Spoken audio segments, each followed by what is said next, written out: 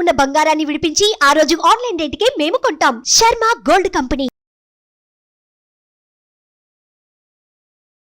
నమస్కారం, సుమన్ టీవీకి స్వాగతం. వారాహి దీక్ష అనేది ఎవరు చేసుకోవాలి? వారాహి అమ్మవారి యొక్క విశిష్టత ఏంటి? ఈ దీక్ష నియమాలు ఏ రకంగా ఉంటాయి? ఈ విషయాన్ని తెలియజేసేందుకు మనతో పాటు ఉన్నారు శ్రీచక్రపీఠ వ్యవస్థాపకులు, ప్రముఖ జ్యోతిష్య శాస్త్ర పండితులు ప్రదీప్ జోషి గారు. గురుగారు నమస్కారం. శ్రీమాత్రే నమః. గురుగారు, వారాహి దీక్ష గురించి ఇప్పుడు ఎక్కువగా చర్చ నడుస్తుంది. ఆషాఢ మాసం వచ్చింది, నవరాత్రులు వచ్చాయి. ఈ వారాహి దీక్ష అనేది ఏ రకంగా చేసుకోవాలి, ఎవరు అసలు చేసుకోవాలనే దాంట్లోనే చాలా కన్ఫ్యూషన్ ఉంది. ఏం చెప్తారు? శ్రీ గురుభ్యో నమః. శ్రీమాత్రే నమః. మాణిక్య వీణాం ఉబలాలయంతీం మదాలసామంజుల వాగ్విలాసాం మాహేంద్రనీలద్యుతి కోమలాంగీం మాతంగ కన్యాం మనసా స్మరామి. చతుర్భుజే చంద్రకళావతంసే కుచోన్నతే కుంకుమరాగశోణే పుండ్రేక్షుపాశాంకుశపుష్పబాణ హస్తే నమస్తే జగదేకమాతః. శ్రీమాత్రే. జగదంబ అంటే అర్థం ఏమిటి? ఈ సమస్తమైనటువంటి జగత్తుకి ఆ అమ్మ. మళ్ళీ ఇక్కడ జగత్తు అంటే ఏంటో మనకు అర్థం తెలుసుకోవాలి. జాయతే గచ్చతే మ్రియతే అనేది ఇది జగత్. అంటే ఏదైతే పుడుతుంది, నడుస్తుంది, మరణిస్తుంది, దాన్ని జగత్తు అంటారు. ఆ జగత్తుకి అంటే పుట్టుకకి, చావుకి అన్నిటి కూడా సాక్షిభూతంగా ఉండేది అమ్మవారు. ఆ అమ్మ జగదంబ. ఈ ప్రపంచంలో నేను దేవి భాగవతం గురించి చాలాసార్లు చెప్పాను. మళ్ళీ ఒక చిన్నగా చెప్తాను మీకు. అసలు వారాహి నవరాత్రులు అంటున్నారు. అసలు అమ్మవారంటే ఏంటి అని మనకు శక్తి తెలుసుకుంటే వారాహి అమ్మవారి యొక్క దీక్షలు ఎలా చేయాలి, ఎందుకు చేయాలి, ఎవరు చేయాలనే విషయం మనకు తెలుస్తుంది. అసలు అమ్మవారి యొక్క శక్తి చాలా మందికి తెలియదు. అమ్మ శక్తి ఏంటిది అనేది ఒక చిన్న ఎగ్జాంపుల్. ఈ సృష్టి స్థితి లయకారకులు ఎవరైతే ఉన్నారో బ్రహ్మ విష్ణు మహేశ్వరులు, వీళ్ళు పని చేయాలి అన్నా సరే, అంటే సృష్టి చేయాలన్నా, స్థితి చేయాలన్నా, సంహారం చేయాలన్నా వారికి అమ్మవారి యొక్క శక్తి కావాలి. అంటే విష్ణువుకి మహాలక్ష్మి శక్తి, బ్రహ్మకి సరస్వతి శక్తి, శివుడికి పార్వతీదేవి యొక్క శక్తి. ఈ శక్తులతోటి వీళ్ళు పనిచేస్తున్నారే తప్ప ఈ శక్తులు లేకపోతే వీరు కూడా అసమర్థులు అని చెప్పి మనకి సౌందర్య లహరిలో ఆది శంకరాచార్యులు వారు రాసిన స్తోత్రం చెప్పారు. శివశక్త్యాయుక్తో యది భవతి శక్త ప్రభవితుం నచేదేవం దేవో నకలు కుశల స్పందితుమపి అతస్త్వాం ఆరాధ్యాం హరిహర విరించాదివిరపి ప్రణంతుం స్తోతుం వా కథమకృత పుణ్య ప్రభవతి అని చెప్పి చాలా డీటెయిల్గా చెప్పారు. ఈ ఒక్క శ్లోకం చెప్పడానికి ఒక రోజంతా సరిపోతుంది అర్థం చెప్పాలంటే. అంటే ఈ బ్రహ్మ విష్ణు మహేశ్వరుడు సృష్టికి మొదల్లో ఆ సృష్టి తత్వం తెలుసుకోవడానికి అమ్మవారి యొక్క మణిద్వీపానికి వెళ్ళడానికి వాళ్ళకు ఒక హంసల యొక్క పుష్పక విమానం వస్తుంది, హంసల విమానం వస్తుంది.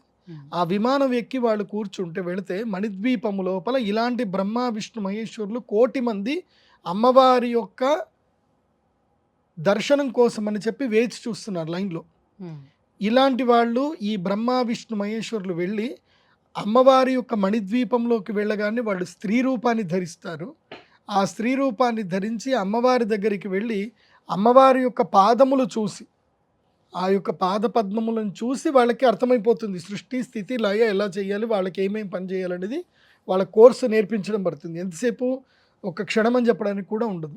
అంతసేపట్లో వాళ్ళకి తెలిసిపోతుంది. వాళ్ళు తిరిగి విమానాలు ఎక్కుతారు, మళ్ళీ సృష్టి చేయడానికి వస్తారు.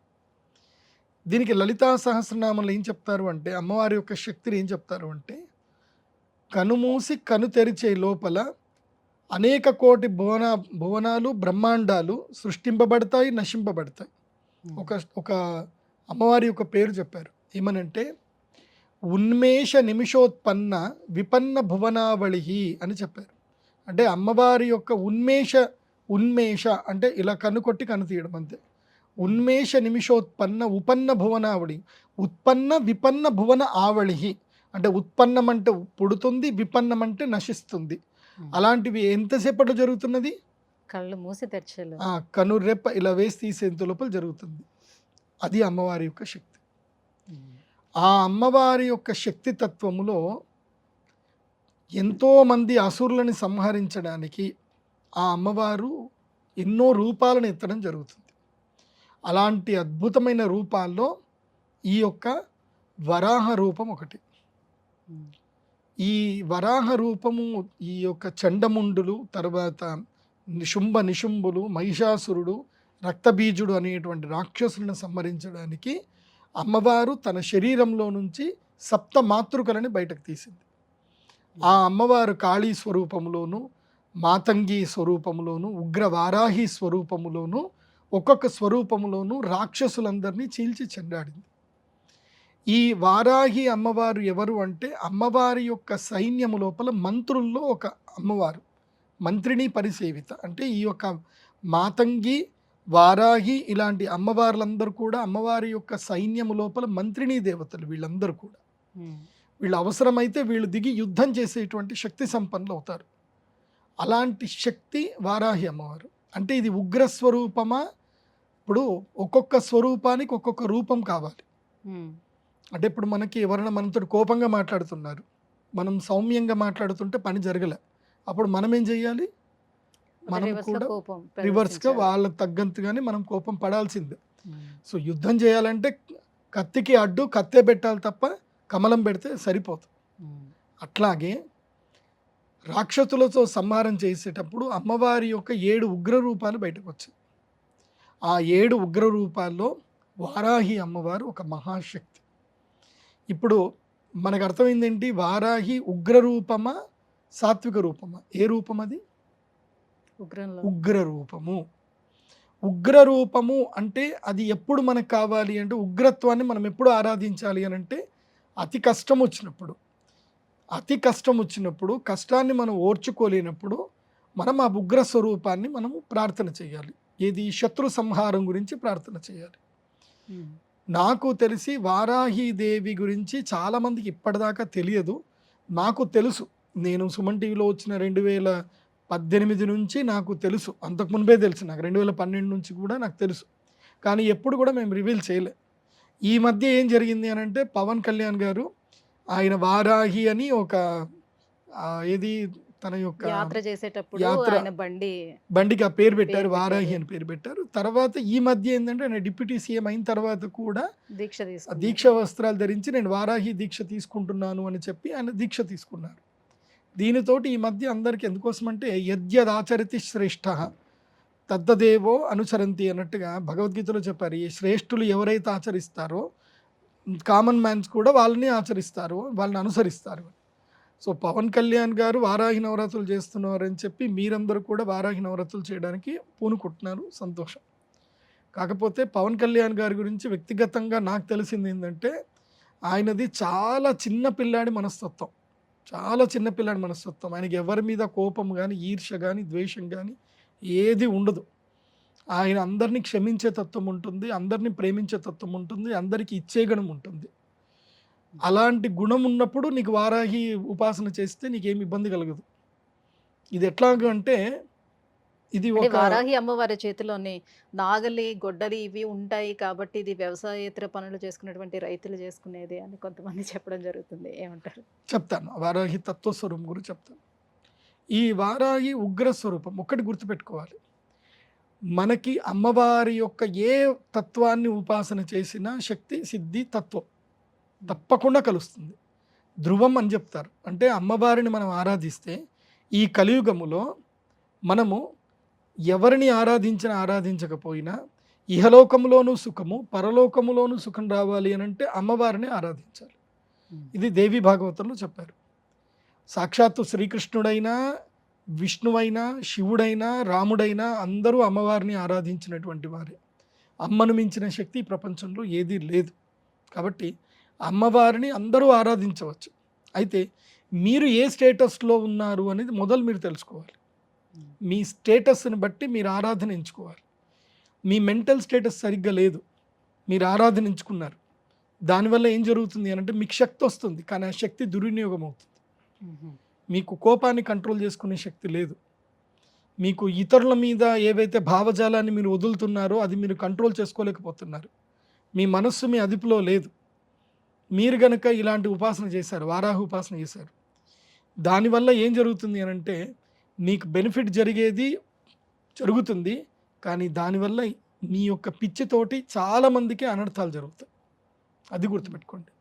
వారాహి శక్తి అనేటువంటిది ఒక అద్భుతమైన శక్తి, అదొక బ్రహ్మాస్త్రం లాంటిది. అది పిచ్చోడి చేతిలో పడకూడదు.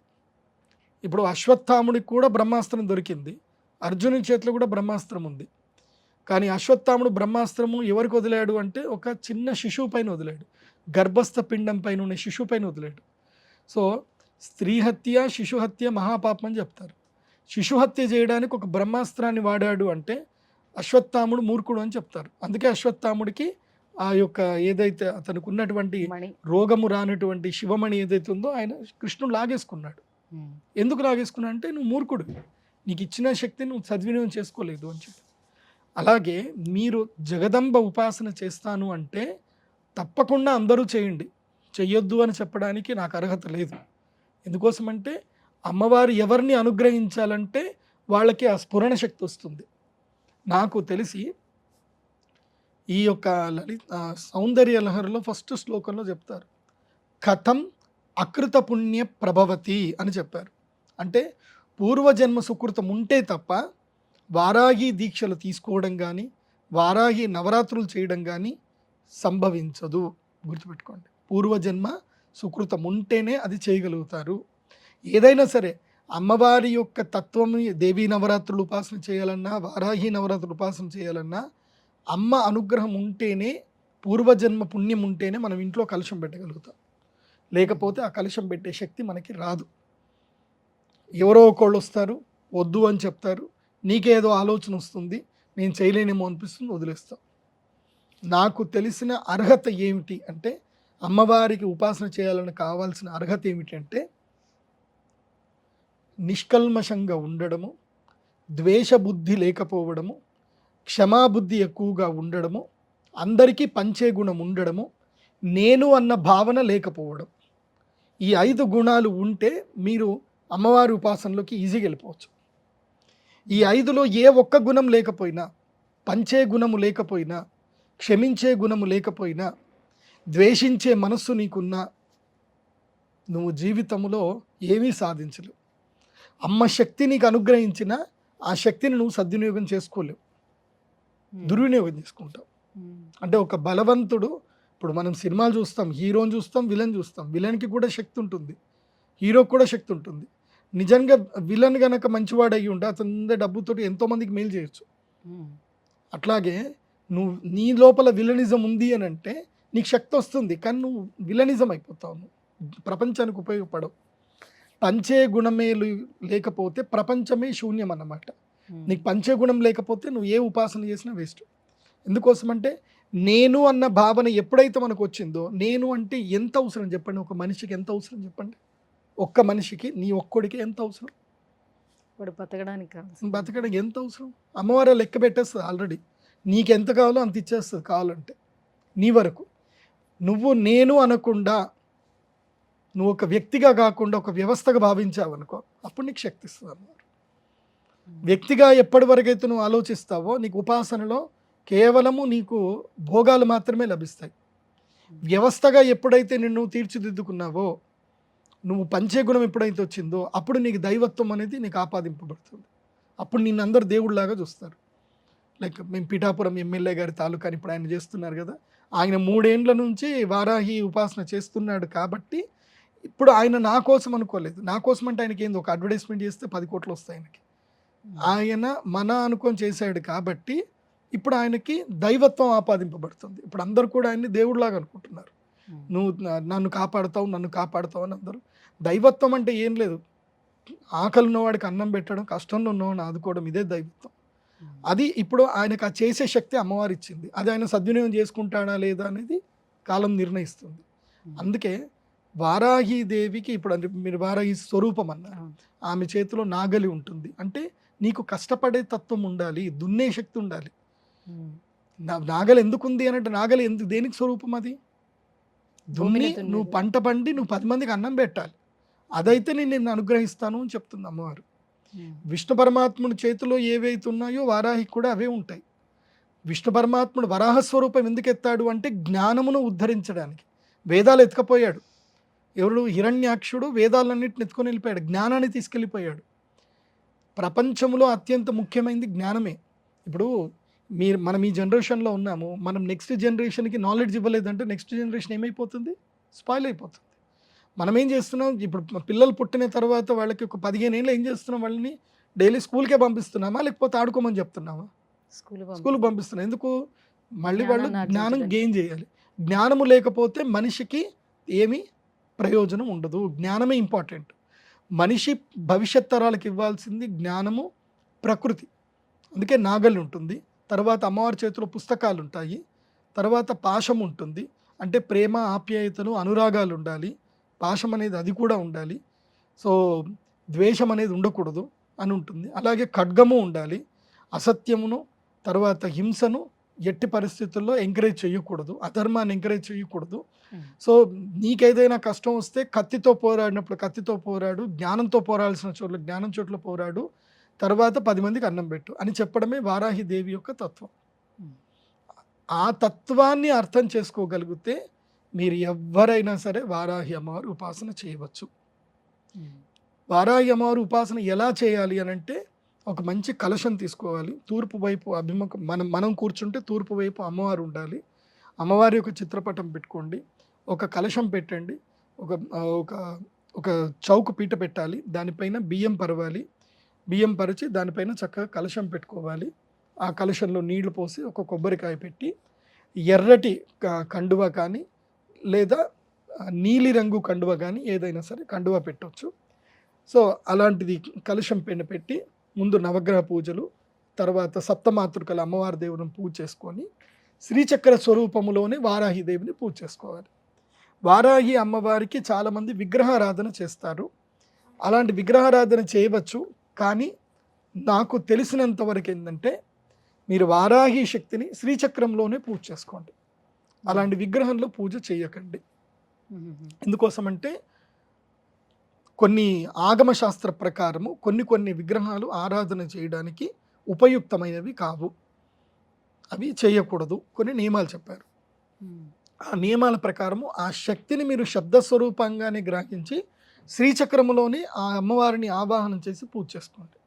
దానివల్ల మీకు ఏవైతే కొన్ని అనర్థాలు మీకు తెలిసి తెలియకుండా మీరు చేసే తప్పులకు కూడా జరిగే అనర్థాలు ఏవి జరగకుండా ఆ శ్రీచక్ర శక్తి మిమ్మల్ని కాపాడుతుంది. ఏంటి పూజా విధానం అనేది ఏంటి, ఎలా చేసుకోవాలి? సింపుల్. మనకి మీరు వెబ్సైట్లో గూగుల్లో వెతుకున్న దొరుకుతుంది. నేను లింక్ పంపిస్తాను.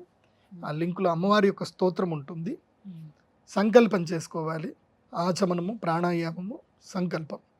ఈ సంకల్పం చేసుకున్న తర్వాత గణపతి పూజ, గౌరీ పూజ చేసిన తర్వాత ప్రధానమైనటువంటి వారాహిదేవి శక్తి స్వరూపం ఏదైతే ఉందో ఒక శ్రీచక్రం బిళ్ళ తీసుకోండి చాలు. చిన్న శ్రీచక్రం బిళ్ళ. ఆ శ్రీచక్రంలోనే వారాహిదేవి అమ్మవారిని స్మరించుకోండి. ఆ వారాహి ఓం శ్రీం వారాహి నమః అని మంత్రముతోటి వారాహి ఆ యొక్క శ్రీచక్రానికి పాలతోటి అదేవిధంగా మంచినీళ్ళతో అభిషేకం చేసి తుడిచి గంధం పెట్టి కుంకుమ పెట్టండి. ఆ తర్వాత అమ్మవారి యొక్క స్తోత్రాలు ఉంటాయి, వారాహి స్తోత్రములు ఉంటాయి. వారాహి స్తోత్రములో 3 రకాలైన స్తోత్రాలు చాలా కీలకమైనవి, ప్రధానమైనవి. ఒకటి వశ్యవారాహి అని ఒకటి ఉంటుంది స్తోత్రం. ఈ వశ్యవారాహి ఏమిటంటే, నీవు వ్యాపారం చేయాలనుకుంటున్నావు, అదేవిధంగా రాజకీయంగా ఎదగాలనుకుంటున్నావు, అందరూ నీకు వశం అవ్వాలి, అందరూ నువ్వు చెప్పినట్టుగా మాట వినాలి, తర్వాత నీ మాట అందరికి కూడా వినసొంపుగా ఉండాలి, నీ మాట చెప్పగానే అందరికి కూడా ఆకర్షింపబడాలి, అలా వింటూ వింటూ అలాగే ముగ్ధ మనోహరులు అయిపోవాలి. అలా జరగాలి అని అంటే వశ్యవారాహి ఉపాసన చేయాలి. వశ్యవారాహి స్తోత్రము రోజుకి 11 మార్లు 108 మార్లు మీకు ఎంత శక్తి ఉంటే అంత చదవాలి. ఈ జూలై 6వ తారీఖు నుంచి మొదలు దశమి వరకు ఈ నవరాత్రులు ఏవైతే ఉన్నదో ఈ నవరాత్రుల్లో పూర్తిగా వశ్యవారాహి స్తోత్రం 1008 సార్లు పూర్తి చేయాలి. 1008 సార్లు చదవాలి. అదేవిధంగా బీజాక్షర మంత్రాలు ఉంటాయి, చాలా పెద్ద పెద్ద బీజాక్షరాలు ఉంటాయి, అవి ఏవి వద్దు. నీకు మేలు జరిగే బీజాక్షర మంత్రం చెప్తాను, లాస్ట్కి చెప్తాను దీని తర్వాత. అంటే పూజ ఉదయం వేళ పూజకు ఎక్కువ ప్రాధాన్యత ఇవ్వాలా, లేకపోతే సంధ్యా సమయంలో చేసుకునే పూజగా? దీంట్లో చాలా కీలకంగా ఉంటుందండి. పూజా సమయం ఎప్పుడైనా ఉదయమే మంచిది. బ్రాహ్మీ ముహూర్తం చాలా మంచిది. ఎప్పుడు 4:30 నుండి మొదలు 6 గంటల వరకు, 4 నుంచి 6 వరకు ఈ మధ్య కాలంలో పూజ చేసుకుంటే చాలా మంచిది. అయితే ఈ వారాహి ఉపాసనలో కాళీ ఉపాసనలో, వజ్రవైరోచన ఉపాసనలో, కొన్ని ఉపాసన పద్ధతుల్లో ఏంటంటే సాధకులు అష్టాంగ యోగ నిరతులైన సాధకులే, అందరూ కాదు. అష్టాంగ యోగ నిరతం అంటే అది చాలా పెద్ద సబ్జెక్ట్, అది ఏందో మీరు తెలుసుకోండి. దాని తర్వాత నేను చెప్తాను అష్టాంగ యోగం ఏందని ఒక వీడియోలో చెప్తాను. సింపుల్, ఇందాక చెప్పిన 5 రూల్స్ మీరు పాటించగలిగితే రాత్రిపూట ఒంటరిగా మీ గదిలోనే కూర్చొని దీపము వెలిగించి ఈ యొక్క బీజాక్షర మంత్రంలో ఉపాసన చేయవచ్చు. ఒంటరిగా కూర్చొని ఏకవస్త్రధారులై కూర్చొని చేయాలి. అలా చేయగలిగితే అది మహాశక్తి సంపన్నం అవుతుంది. అది రాత్రి ఉపాసన ఉంటుంది. రాత్రి 11 గంటల నుంచి 1 గంటల మధ్యలో చేయవలసిన ఉపాసన ఉంటుంది. అంటే ఈ దీక్ష చాలా కఠినమైన దీక్ష. ఇది పీఠాధిపతులు, యతీశ్వరులు వీళ్ళు మాత్రమే చేయదగినటువంటి దీక్ష అని చెప్తూ వస్తున్నారు. ఎందుకని, ఏంటి అంత కఠినంగా ఉంటుంది? ఏవైనా తప్పు చేస్తే ఏమైనా జరుగుతుందా? అంతే, అమ్మవారిది ఉగ్రశక్తి కదా. ఇప్పుడు మనకి కయ్యానికైనా బియ్యానికైనా సరితూగాలి అని అంటారు కదా. మంచివాడితో మనం స్నేహం చేయొచ్చు, చెడ్డవాడితో మనం స్నేహం చేస్తే ఎప్పటికైనా మనకు కష్టమే వస్తుంది అంటారు. అట్లాగే ఉగ్రశక్తితోటి మనం స్నేహం చేస్తున్నాం. అది ఏంటి? ఉగ్రశక్తి. ఆ ఉగ్రశక్తితో స్నేహం చేసేటప్పుడు ఆ ఉగ్రశక్తి ఎప్పుడు ఏ విధంగా మనం ఎలా ఉంటుందో ఉగ్రశక్తి అలాగే ఉంటుంది, గుర్తుపెట్టుకోండి. అమ్మవారి యొక్క ఉపాసన శక్తి ఏంటంటే అద్దం లాంటిది. నువ్వు సౌమ్యంగా ఉన్న రోజులు ఆ అమ్మ సౌమ్యంగానే నీకు కనిపిస్తుంది. నువ్వు ఉగ్రంగా మారి అమ్మవారిని ఉపాసన చేసావా, ఆ శక్తి నీకు ఉగ్రంగానే మారుతుంది.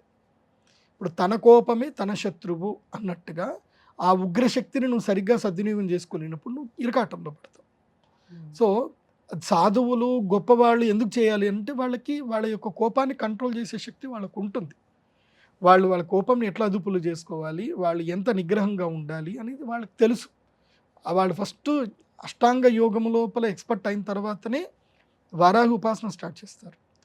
నేను చెప్పేది ఏ ఉపాసన అయినా సరే మనము సిస్టమేటిక్గా పద్ధతిగా లేకపోతే అది మన అణు ఆయుధము మన చేతిలో ఉన్న మనల్ని కూడా చంపుతుంది, బయట వాడిని చంపుతుంది. అణాయుధం మన ఇంట్లో పెడితే మనల్ని చంపుకుని ఉంటుందంటే ఉండదు. అట్లాగే ఉపాసన చేసేటప్పుడు నేను చెప్పిన 5 బేసిక్ ప్రిన్సిపల్స్ అవి గనక మీరు పాటించగలిగితే మీరు కూడా చెయ్యొచ్చు. వాళ్ళే ఎందుకు చేయాలి అని అంటే వాళ్ళు ప్రిపేర్ అయ్యి ఉంటారు. మీకు అంత ప్రిపరేషన్ ఉందా? మీకు ప్రిపరేషన్ ఉంటే మీరు చెయ్యండి, మిమ్మల్ని ఎవరు వద్దని చెప్పరు. ఎందుకోసమంటే నేను పలానా బుక్ స్టాల్కి వెళ్ళిపోయి వారాహి దేవిని తెచ్చుకుంటాను, నేను ఇంట్లో చదువుకుంటానంటే ఎవడు ఆపుతాడు? నిన్ను ఎవరు ఆపరు. కాకపోతే దానికి నేను చెప్పేది ఏంటంటే నీ ప్రిపరేషన్ ఎట్లా అయ్యి ఉండాలి, నీ మైండ్ సెట్ ఎట్లా ఉండాలి అనేది చాలా ఇంపార్టెంట్. ఇప్పుడు పూర్వకాలంలో ఇదేముండదంటే ఒక మహా వ్యక్తి, ఆయనకి సంస్కృతం రాదు, ఆయన అమ్మవారి యొక్క ఉపాసన చేయడం స్టార్ట్ చేశాడు. దేవి సప్తశతి చదివాడు, అతనికి అమ్మవారు పలుకుతుంది. అతనికి ఉన్న కష్టం ఏంటంటే కనుక అతను చాలా డబ్బు సంపాదించాడు, రాజులు కూడా ఆయనకి సన్మానాలు చేశారు, భూములు ఇచ్చారు, అగ్రహాలు ఇచ్చారు. అతను ఎవరైనా అమ్మాయి మెడలో తాళి కట్టాడా లేదో, తాళి కట్టిన 24 గంటలు అమ్మాయి చనిపోతుంది. ఎందుకు చనిపోతుందో ఆయనకు తెలియదు. ఎందుకోసం అంటే ఆయనకి సంస్కృతం రాదు, కానీ అమ్మవారి యొక్క మంత్రాలు మొత్తం నేర్చుకున్నాడు, చేశాడు. తర్వాత ఇట్లాగే 3 భార్యలు చనిపోయిన తర్వాత నాకు ఎందుకు ఇట్లా జరుగుతుంది అనేది అప్పుడు అహం తగ్గించుకొని ఎవరో మా పండితుడి దగ్గరికి వెళ్ళి అడిగాడు, ఏమైంది, నేను ఇంత సంపాదించాను, ఇంత ఉన్నాను, అమ్మవారు నాకు పలుకుతుంది కూడా, అలాంటిది నా భార్యలు ఎందుకు చనిపోతున్నారు అని అడిగితే అప్పుడు ఆయన ఏం చెప్తాడు అంటే, సరే మీరు ఒకసారి నా ముందు మీ దేవి సప్తశతి పాఠం మొత్తం నాకు చదవండి అన్నట్టు. అప్పుడు దుర్గా కవచంలో భార్యాం రక్షతు భైరవి అని ఉంటుంది దాని లోపల. అక్కడ ఏం జరిగిందంటే రా అనేది సంస్కృతంలో ఇలా రాయబడుతుంది, అక్కడ ఒక నీటి చుక్క ఏదో పడింది, అది రా కాస్త బాగా కనపడింది, ఒత్తు బాగా కనపడింది. ఆయన ఏం చదివాడు, భార్యాం భక్షతు భైరవి అని చెప్పాడు. భక్షతు అంటే అర్థం ఏంటి? తినించు అని అర్థం. సో వాడికి ఆ సిద్ధి అయిపోయింది. కాబట్టి భార్యాం రక్షతు భైరవి అనే ప్లేస్లో భార్యాం భక్షతు భైరవి అన్నాడు. వీడు పెళ్లి చేసుకోగానే భైరవి వస్తుంది, వాడిని తినేస్తుంది, వెళ్ళిపోతుంది, భార్య చనిపోతుంది.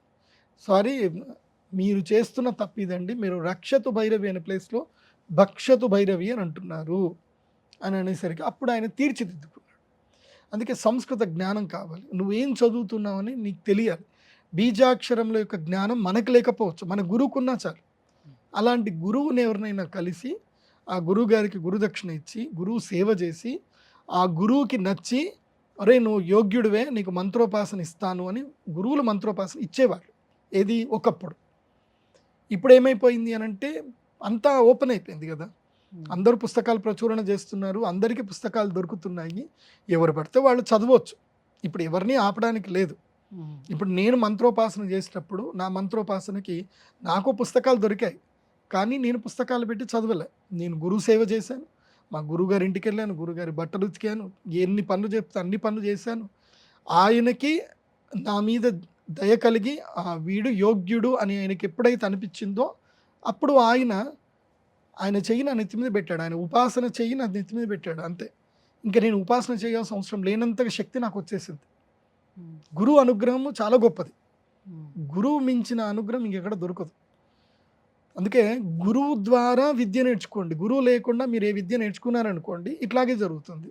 మీరు ఏదైనా తప్పు జరిగారనుకోండి అది కాస్త మిమ్మల్ని పని చేసుకుంటూ పోతుంది అనమాట. అందుకే అష్టాంగ యోగ నిరతులు అవ్వాలి, గురువు యొక్క అనుగ్రహం ఉండాలి. అలాంటి సమయంలో ఉపాసన చేయండి. ఇప్పట్లో చాలామంది వీడియోలు చేసేస్తున్నారు, ఇలా దీక్షలు చేయండి అలా దీక్షలు చేయండి అని వీడియోలు చేస్తున్నారు. చాలా సంతోషం, నాకు అప్రిషియేట్ కూడా చేస్తాను. కాకపోతే ఎవరైనా ఒక శ్రీ విద్యోపాసకులు గురువులని తప్పకుండా కలవండి, నేర్చుకోండి. ఆన్లైన్లో ఎవరు చెప్పినా ఎవరు చేసినా నేర్చుకోండి. కానీ అన్నీ నేర్చుకున్న తర్వాత ఒక శ్రీ విద్యోపాసకులైన గురువుల్ని వెళ్ళి ఒక గంట కలిసి వాళ్ళ చేతులకి నమస్కరించి, ఏమండి నేను ఈ విధానంలో చేస్తున్నాను, ఇది సరియా కాదా, నన్ను మీరు అనుగ్రహించండి, నేను కరెక్ట్ చేస్తున్నానో రాంగ్ చేస్తున్నాను, అంతవరకు క్లారిటీ తెలుసుకొని స్టార్ట్ చేయండి. అది చాలా మంచిది. ఎందుకోసమంటే అందరూ పర్ఫెక్ట్ కారు, ఎవరైతే అమ్మవారిని ఉపాసన చేస్తున్నారో వాళ్ళు కరెక్ట్. కాబట్టి మీరు కూడా అమ్మవారి యొక్క ఉపాసనలో అర్హత లేదు అనేది ఎవ్వరికీ లేదు. మనిషి జన్మ పుట్టిన ప్రతి ఒక్కరు కూడా అమ్మవారి ఉపాసన చేయడానికి అందరికీ అర్హత ఉంది. కాకపోతే ఆ అర్హత అనేటువంటిది మనము గురువు దగ్గర నుంచి స్వీకరించాలి, అంతకుమించి ఏం లేదు. ఈ వారాహి దీక్ష చేసే సమయంలో ఆహార నియమాలు ఏం పాటించాల్సి ఉంటుంది? ఏకభుక్తం చేయాల్సిన అవసరం ఉంటుందా ఈ 9 రోజులు? అదే కదా అష్టాంగ యోగం అంటే. మనము చాప మీద పడుకోవాలి. పొద్దు నుంచి సాయంత్రం వరకు దీక్ష నియమాలు చెప్తాను వినండి. ఆల్మోస్ట్ అయ్యప్ప దీక్ష లాగానే ఉంటుంది, కాకపోతే ఇందులోపల ఇంకొన్ని రిస్ట్రిక్షన్స్ ఉంటాయి. ఒకటి, వారాహి నవరాత్రులు ఉపాసన చేసేటప్పుడు తప్పకుండా 4:30కే లేవాలి, ఎట్టి పరిస్థితుల్లో 4:30కే లేవాలి. బ్రాహ్మీ ముహూర్తంలో లేకపోతే ఈ ఉపాసన ఫలించదు. 4:30కు లేవాలి, స్నానము, సూర్య నమస్కారాలు చేసుకోవడము, తర్వాత వారాహి ఉపాసన మంత్రోపాసన చేసుకోవడం, 6 గంటల వరకు మంత్రోపాసన చేయాలి. తర్వాత 6 నుంచి 7 గంటల వరకు సూర్య నమస్కారాలు చేయాలి. ఆ తర్వాత 7 గంటల నుంచి మీ నిత్యకర్మను మీరు చేసుకోవచ్చు. ఉదయం పూటని ఎక్కువగా భోజనం చేయాలి. 7 గంటల నుంచి 10 గంటల లోపలనే ఎక్కువగా భోజనం చేయాలి. ఎంత వీలైతే అంత ఎక్కువగా కడుపు నిండా భోజనం చేసేయాలి. ఆ తర్వాత మీ రెగ్యులర్ పనులు మీరు చేసుకోవాలి. మళ్ళీ సాయంత్రం 6 గంటల నుంచి సంధ్య వేళల్లో, ప్రదోష కాలం అంటారు, 4:30, 5 గంటల నుంచి 6:30 వరకు సంధ్య వేళల్లో మళ్ళీ అమ్మవారి ఉపాసన, దీపం పెట్టడము, నైవేద్యం పెట్టడము, మళ్ళీ మంత్రోజపము అన్నీ చేసుకోవడం చేయాలి. చేసి కేవలం అల్పాహారం మాత్రమే స్వీకరించాలి. అల్పాహారం అంటే ఏమిటి? అటుకులు లేకపోతే ఏవైనా సరే, పేలాలు తినకూడదు. మళ్ళీ అది గుర్తుపెట్టుకోండి, పేలాలు తింటారు చాలామంది, పేలాలు తినకూడదు. మొక్కజొన్నలు తినొచ్చు, వేరే ఏమన్నా తినొచ్చు. సో పెరిగేసుకొని పాలు తాగొచ్చు, ఇవి తినాలి. తిని చాప మీదనే పడుకోవాలి, చాప మీద దర్భ చాపల మీదనే పడుకోవాలి. 2 వస్త్రాలు ఉండాలి. ఈరోజు ధరించిన వస్త్రము రేపు ధరించకూడదు, మళ్ళీ రేపు వేరే వస్త్రాన్ని ధరించాలి. మళ్ళీ అదే వస్త్రాన్ని దీని ఉతికి ఆరేసుకొని మళ్ళీ నెక్స్ట్ డే అదే వస్త్రం ధరించాలి. 2 వస్త్రాలు పెట్టుకోవాలి. అంటే వస్త్ర వ్యామోహం ఉండకూడదు, శరీర వ్యామోహం ఉండకూడదు. తర్వాత కోరికల గురించి కూడా తీవ్రతరంగా కాకూడదు. అందరినీ అమ్మ అని పలకరించాలి, పురుషులైనా స్త్రీలైనా అందరినీ అమ్మ అనే పలకరించాలి. ఈ విధంగా చేయగలిగితేనే వారాహి ఉపాసనలో ఏదైనా సిద్ధి ఉంటుంది. నాన్ వెజ్ అస్సలు తినకూడదు. తర్వాత ఇంకా దాంట్లో ఉల్లిపాయలు, వెల్లుల్లిపాయలు ఏవి తినకూడదు. సాత్వికమైన ఆహారాన్ని మాత్రమే స్వీకరించాలి. అందులోనూ వారాహి ఉపాసనలో తీవ్రతరమైనటువంటి శక్తి ఉపాసన ఏమిటంటే గనక అసలు కూరగాయలు లేకుండా తినాలి. అంటే చప్పడి పప్పు, కారం ఇవి వేసుకొనే తినాలి, ఇంకేం తినకూడదు. ఇది చాలా తీక్ష్ణమైన నియమం. ఇది ఎవరుంటారు అలా చేసుకోవాలి. గురుగారు ఇప్పుడు అయ్యప్ప స్వామి దీక్ష అనేది కొంచెం కార్తీక మాసం ముందు నుంచి అలా స్టార్ట్ అవుతుంది కదా! కేవలం ఆ మాసాల్లోనే స్టార్ట్ అవుతుంది. అలానే వరాహి దీక్ష కూడా కేవలం ఈ ఆషాఢ మాసంలోనే చేసుకుంటారా? అవును. ఈ ఆషాఢ మాసానికి ఉన్న గొప్ప శక్తి ఏమిటంటే ఇది సంధికాలం. ఇది సంధికాలం అంటే ఉత్తరాయణానికి దక్షిణాయనానికి కరెక్ట్గా సంధికాలం అంటారు. ఆషాఢ శుద్ధ ఏకాదశి రోజున దక్షిణాయనం ప్రారంభమవుతుంది. ఏకాదశి అంటే 15 రోజులు. సో ఆషాఢ శుద్ధ ఏకాదశికి తర్వాత ఆషాఢ బహుళ ఏకాదశికి మధ్యన 10 రోజులు సంధికాలం ఉంటుంది. ఈ సంధికాలములోనే ఈ యొక్క వారాహి నవరాత్రులు ఉంటాయి. శుక్లపక్షములోనూ చేస్తారు, కృష్ణపక్షంలోనూ చేస్తారు. కృష్ణపక్షంలో చేసేది ఉగ్రవారాహి, ఈ యొక్క శుక్లపక్షంలో చేసేది శ్వేతవారాహి, తర్వాత వజ్రవైరోచిని వారాహి, ఇలాంటివన్నీ కూడా శుక్లపక్షంలో చేస్తారు. చాలామంది నెల రోజుల పాటు చేసే శక్తి కొంతమందికి ఉంటుంది, వాళ్ళు చేస్తారు కూడా. గురుగారు వారాహి దీక్ష ఏ రకంగా చేసుకోవాలి, దానివల్ల ఎటువంటి ఫలితాలు ఉంటాయి, ఈ అంశాలని తెలియజేసినందుకు ధన్యవాదాలు. శ్రీమాత్రే నమః. సుమన్ టీవీలో మీ పర్సనల్ అండ్ బిజినెస్ ప్రమోషన్స్ కోసం కింది నెంబర్కి కాంటాక్ట్ చేయండి.